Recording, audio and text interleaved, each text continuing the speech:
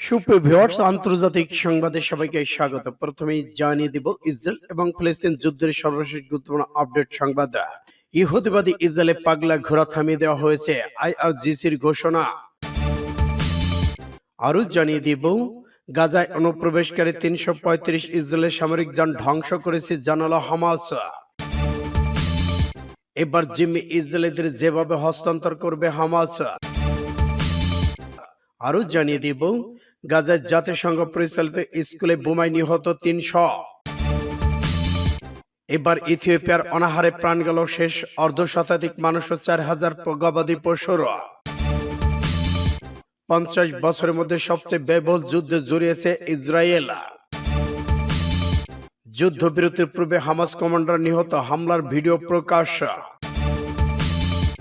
এবং সর্বশেষে জানিয়ে দেব ইসরায়েলের যুদ্ধবিরতির মধ্যেই দেশ ছেড়ে পালালেন নেতানিয়াহু।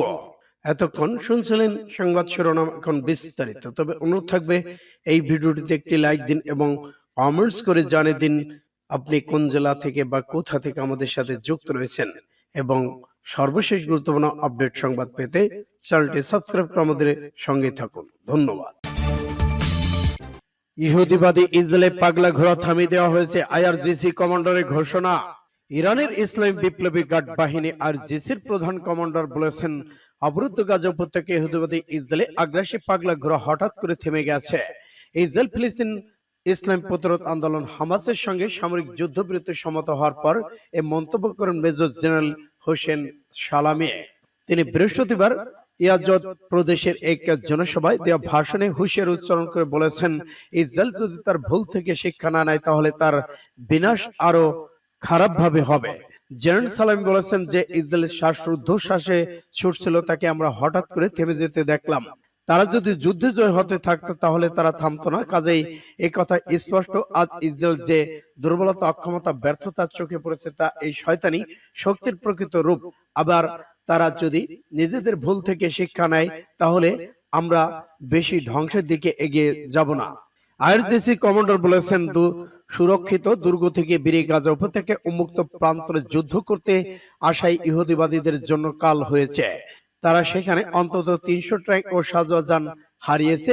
জেনারেল সালামি বলেছেন, শত্রুরা ভেবেছিল যে নারী, শিশু, নবজাতকদের হত্যা করে নিজেদের বিজয় নিশান ওড়াতে পারবে। তার কাছে বিজয় মানে অসহায় বেসামরিক মানুষকে ধ্বংসস্তূপে নিচে চাপা দেওয়া হয়েছে। ইরানের এই সেনা কমান্ডার বলেন, ইসরায়েলরা তাদের সুরক্ষিত দুর্গের মধ্যে নিরাপদ ছিল, কিন্তু তারা তাদের ১৬০০ ট্যাঙ্ক দুর্গ থেকে বের করে ফিলিস্তিনদের যোদ্ধাদের সামনে গেলে তা মস্ত বড় ভুল হয়েছে। তারা ফিলিস্তিনি যুবকদের সঙ্গে মুখোমুখি সংঘাতে এসে মারাত্মক বিপত্তিতে পড়েছে। এদিকে ইরানের জেনারেল সালামি বলেছেন, ইসরায়েলরা যখন এসব যুবককে দেখেনি তখন এসব যুবক তাদেরকে দেখেছে।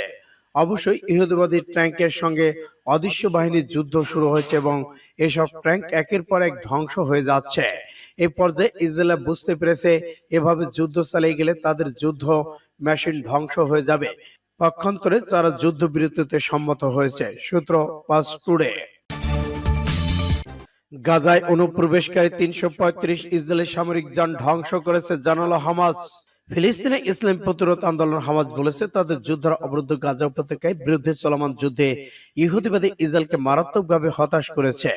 এটি আরো বলেছেন, গাজা ইসরায়েলরা দ্রুততম সময়ের মধ্যে বিজয় অর্জন যে পরিকল্পনা করেছিল তা নস্যাৎ করে দেওয়া হয়েছে।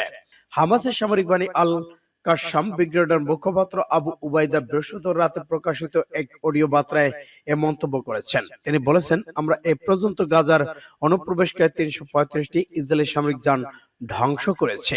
আমাদের যোদ্ধারা এখন যার যার অবস্থান থেকে লড়াই করতে যাচ্ছে।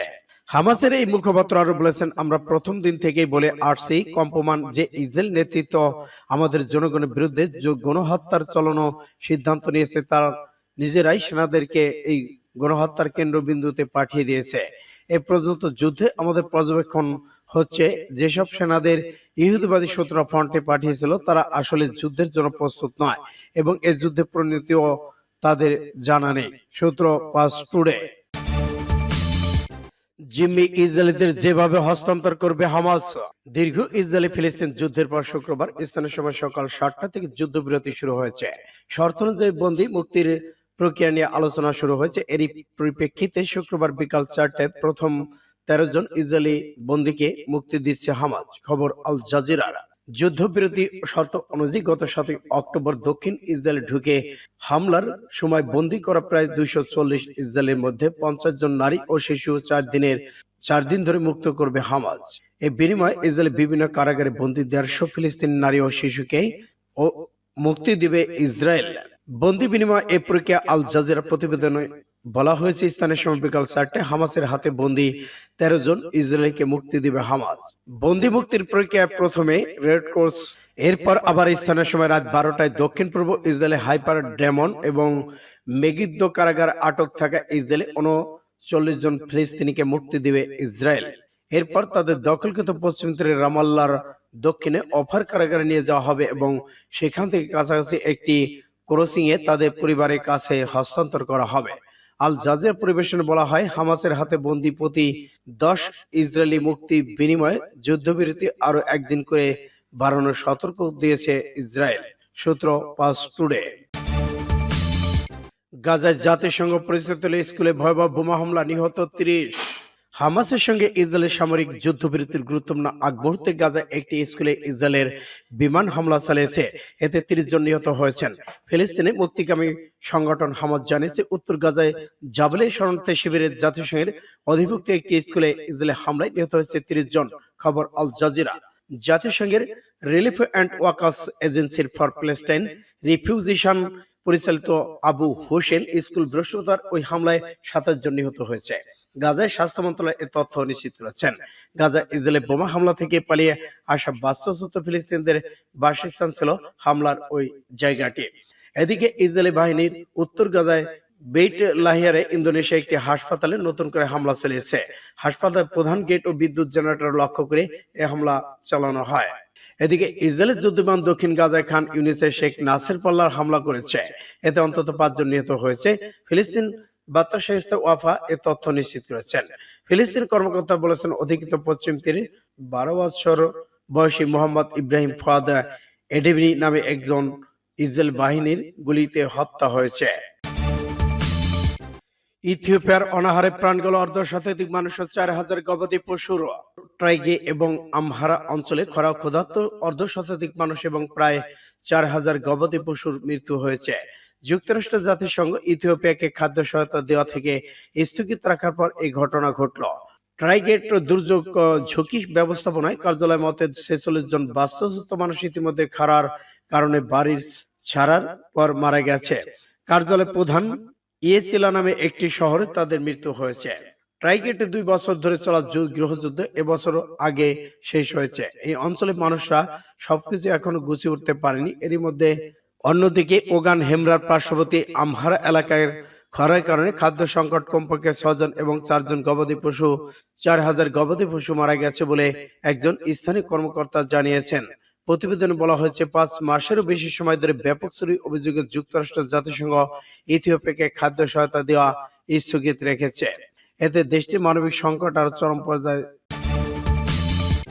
50 বছরের মধ্যে সবচেয়ে ব্যয়বহুল যুদ্ধে জড়িয়েছে ইসরায়েল, যুদ্ধবিরতিতে আহ্বান। গত 7 অক্টোবরে ফিলিস্তিনি গাজায় আগ্রাসন শুরু করে ইসরায়েল। এরই মধ্যে 48 দিন অতিবাহিত এই যুদ্ধ। 49তম দিনে এসে যুদ্ধবিরতি শুরু করেছে ইসরায়েল। আগামী 4 দিন এই যুদ্ধবিরতি চলছিল। এদিকে যুদ্ধ পরিচালনা এরই মধ্যে বিলিয়ন বিলিয়ন ডলার খরচ করে ফেলেছে ইসরায়েল। আগামী দিনে এই খরচ আরো বাড়বে বলে জানিয়েছে বেসরকারি আর্থিক পরামর্শ সংস্থা। আনুমানিক হিসেবে চলতি বছর ও আগামী বছরে ইসরায়েলের আনুমানিক যুদ্ধ ব্যয় হচ্ছে প্রায় 4800 কোটি ডলার। হিসেব নিকাশ করে বলা হচ্ছে, ইসরায়েল এই যুদ্ধ হতে পারে শতকের মধ্যে সবচেয়ে ব্যয়বহুল যুদ্ধ, যার কারণ ঋণে জড়াতে পারে তেল আবিব। ইসরায়েল সংস্থা লিডার ক্যাপিটাল মার্কেটের তথ্য অনুসারে এই ব্যয় 1/3 বহন করবে তেল আবিব। যুক্তরাষ্ট্রের সহায়তা তহবিল থেকে আসবে বাকি অংশ। এর আগে ইসরায়েল রাষ্ট্রীয় অর্থনৈতিক। ইসরায়েল এবং ফিলিস্তিন চলছে ভয়াবহ যুদ্ধ। যুদ্ধবিরতির পূর্বে হামাস কমান্ডার নিহত, হামলার ভিডিও প্রকাশ।